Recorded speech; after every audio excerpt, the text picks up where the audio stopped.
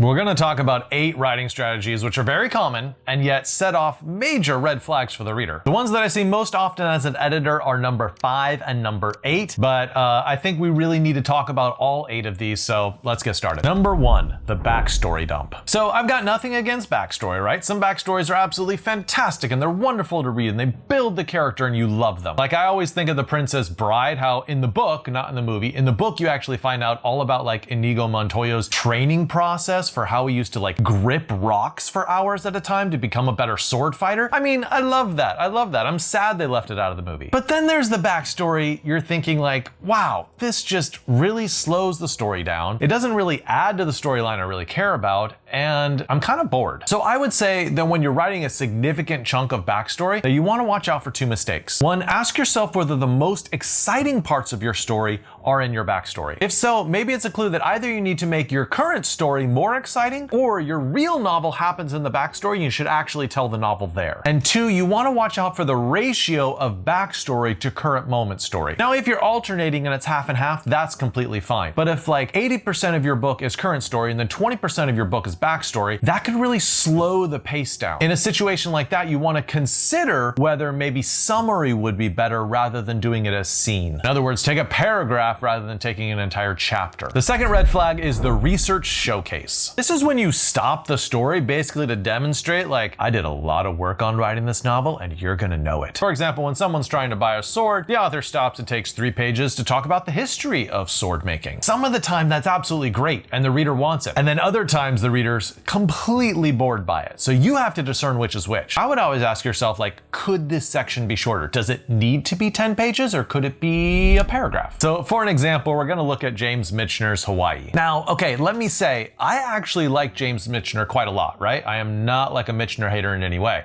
And I actually think Hawaii is a fantastic book. But if you came to me and said, I wanna start my novel with a 34-page geological history of an island, I'd be like, you crazy. It's very ambitious and it's also very dangerous, right? Did James Michener pull it off? Well, yeah, he did. Can you pull it off? I mean, less likely. Not impossible. It's just difficult. So don't keep your research in. If you really are trying to make your research not go to waste, that's not a good reason. Or because your ego wants to keep it in, like you want to show off how smart you are and how much work you did. Do keep research in if you honestly believe that readers are going to be fascinated by this information or if it builds the plot or character. And by the way, comment below if you've ever read a book with too much research in it. And yeah, go ahead, name and shame. I don't care, name drop. The third red flag for readers is emotional telegraphing. This is when the author is telling the reader what to feel about everything. This is what you're supposed to feel. Don't miss it. In other words, is not trusting the reader that they are going to have the right emotions created by the story you told. So I'm going to do something very heretical right now. I am going to rewrite a passage from Cormac McCarthy. I'm sorry in advance. And also this contains spoilers for the road, so you know, be warned. So here's a Cormac passage if you decided to telegraph emotions. So go ahead and pause the video if you want to read it, but I would just like to point out that there are 7 leading emotional words in this very short paragraph. Unbearably, anguish, devastated, grief-racked, sorrow, mourned, and tragedy. It's like the author wants to wave a giant flag that says, hey, this is what you're supposed to feel. Now, here's the actual passage before I absolutely butchered it. He slept close to his father that night and held him, but when he woke in the morning, his father was cold and stiff. He sat there a long time weeping, and then he got up and walked out through the woods to the road. When he came back, he knelt beside his father and held his cold hand and said his name over and over again. So the previous one, what it focused on was emotions, right? It told you the exact emotions that you're supposed to feel. What the real one does is that it focuses on actions and it focuses on details. And guess what? The reader's gonna feel the sorrow. When you want readers to feel an emotion, do not name that emotion. All you should do is present the drama that elicits that emotion. And by the way, I'm very passionate about this, if you can't tell, because I actually wrote an entire chapter about this in my book, The Linchpin Writer. And it talks about how not to evoke emotions in the reader and how to evoke emotions in the reader, because honestly, if you think about it, evoking emotions is probably the most important task that we have as authors. Anyway, get a copy of the book if you haven't read it already. Number 4, the abusive cliffhanger. In the late 1800s, Thomas Hardy wrote a serialized book called A Pair of Blue Eyes. And he we ended one chapter with a man hanging off of a cliff. It was a literal cliffhanger. Was it the inspiration for the term cliffhanger? Maybe, maybe not. The historical record's mixed on this, but it was one of the first examples of a chapter ending with someone hanging off of a cliff. But this section is called the abusive cliffhanger because, you know, this is a technique which has been abused by a lot of authors. Instead of closing the loop and make you feel satisfied with the ending of the story,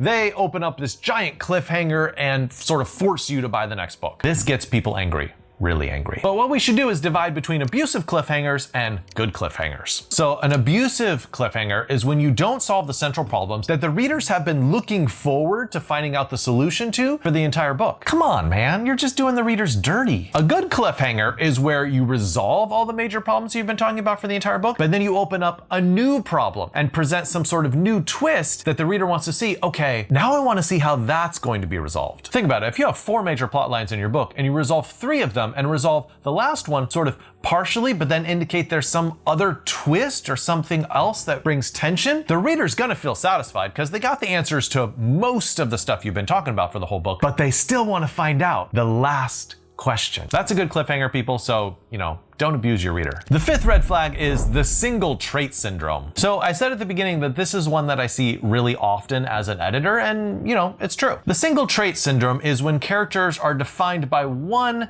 major trait and the author sort of sloppily says it in every scene just to remind you like, oh hey, this is who this person is, don't forget. Say, for example, a character is like red hair is mentioned every single time they appear in a scene. Or say there's a character who like always mentions CrossFit in every single scene. And what happens is that these traits end up being caricatures rather than like actual personality traits of someone who appears to be a real human being. And a great term that you should absolutely know is Flanderization. If any of you are big Simpsons fans, this term comes from Ned Flanders, who at the beginning of the series was like a fairly complex, fully rounded religious man. He made mistakes, but he also like grew and developed as a character. But as you watch over the seasons, there's a Flanderization where all of these complex traits are sort of reduced to this one thing. Basically, he's a hyper-religious guy. So just watch out for that oversimplification of character in your own books. Also, if you want to get better at characterization, I'd recommend taking my course, The Triangle Method of Character Creation. Check out that one in Bookfox Academy. Red flag number 6 is the trauma-defined character. Obviously, it is a great idea to have your main character have trauma in their backstory, right? I mean, trauma forms us in a lot of different ways, so it makes sense. However, it's a huge red flag if that trauma attempts to explain all of their actions in the present or becomes the totality of their character. Trauma really can't explain everything that a character does or everything that they are. So I had a hard time coming up with examples for this one because most of the bad examples I've read are kind of in unpublished novels, right? So instead, I'm gonna give you a good example. A good example would be Lisbeth Salander from The Girl with a Dragon Tattoo. Now, this is a woman who's experienced physical, sexual, emotional, financial abuse. Like, there is no shortage of trauma in this woman's past. But while that provides motivation for her, I don't feel like that defines her in totality. She is a hacker. She is super smart. She's like this weird goth geek. Trauma is part of her character, but by no means is it the whole thing. So use her as an example of how to avoid a trauma-defined character. 7, the consequence-free drama. This is when something happens in a story, some big event, and then somehow in the next chapter, like, it's completely forgotten about. One that I see really frequently is characters getting injured either psychologically, right, like death of the father, or actually injured, like a big cut on their arm or something, and then the entire next chapter doesn't say anything about it. Like, it's just dropped as if it never happened. I think writers do this because, man, it's difficult to write a novel. You're juggling like 9 different things in your brain as you're writing every single chapter. 9, more like 100 different things. And so you forget about the cut to the arm or the death of the father. What's good though is that I actually think this is a pretty easy revision. Just make sure when you have a really big event happen to make sure you go to the next, say, 3 chapters, look for places where, oh, they checked their arm and their arm's healing, or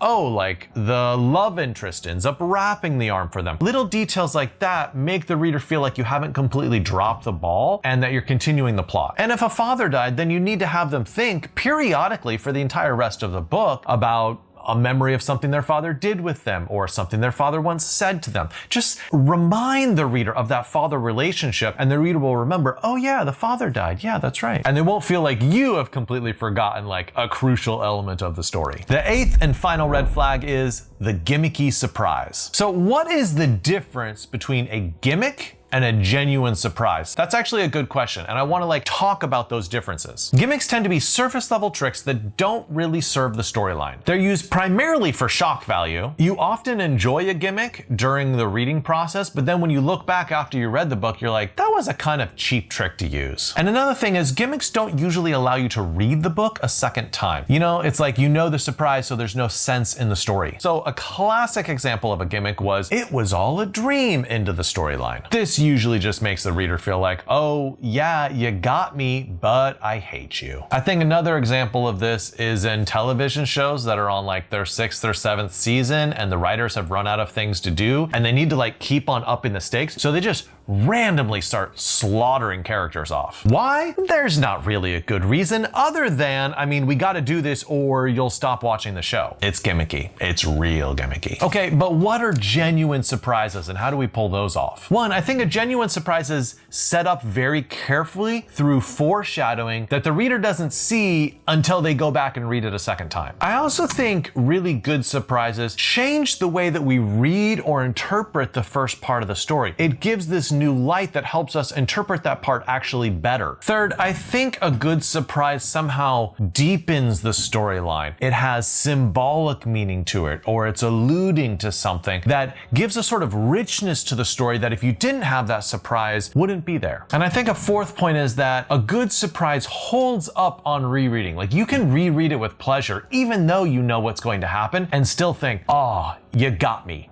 Good one. And I think a great example of a good surprise would be something like in Fight Club, right? When you have the big reveal and you realize all along they were, spoiler alert, the same character. It is meticulously set up. It changes how you view every single scene in that book. And it really deepens the themes about identity and mental health. And please, if you like this video, watch the next video of mine which just popped up, and hopefully you continue to level up your writing skills.